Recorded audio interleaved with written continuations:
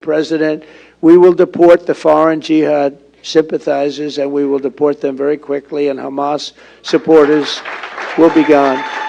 We will remove the jihadist sympathizers and Jew haters. We're going to remove the Jew haters who do nothing to help our country. They only want to destroy our country.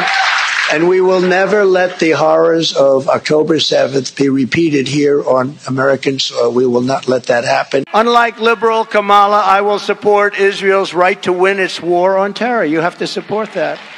Got to win, got to finish it off.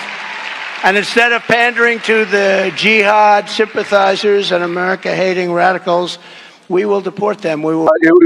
Because we are majorly Christians, and it happens that we are being surrounded by francophone countries that does not speak English, and we are predominantly under the threat of Islamization, Boko Haram, colonization, attack, 24 hours killings.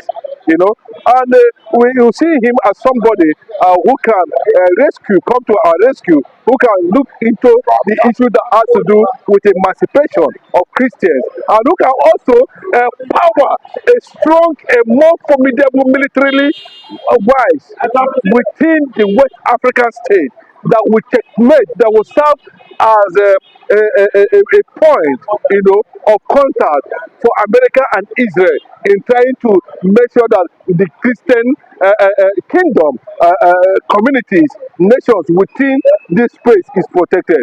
So Biafra has a major role to play in solidifying peace in Africa and in West Africa. So if on that note too, given what has happened in the past, where we are seeing a lot of things taking place, pointing towards a certain agenda. We know what happened. We know what the role Buhari played. How the supporter Biden came up with the issue of gay, and then at a point they became a threat to Igbo. Tinubu was part of it too. They were all in the same camp, with Obama, Biden, and those who were behind, trying to make sure that they push for legalization of abortion, legalization of lesbianism, legalization of homosexuality, all manner of vices. They were being thrown and targeted at Igbos as at that time.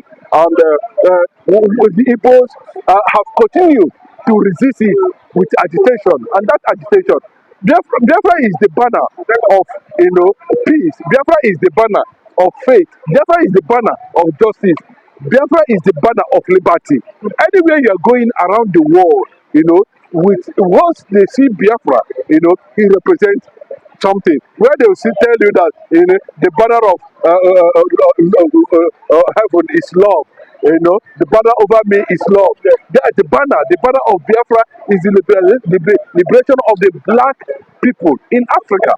So, and the consciousness is, what matters most now is that how are we going to leverage on this victory and begin to work towards having a better support in terms of solidarity to full restoration, transforming it to an independent state of Biafra, the first Jewish black nation in Africa.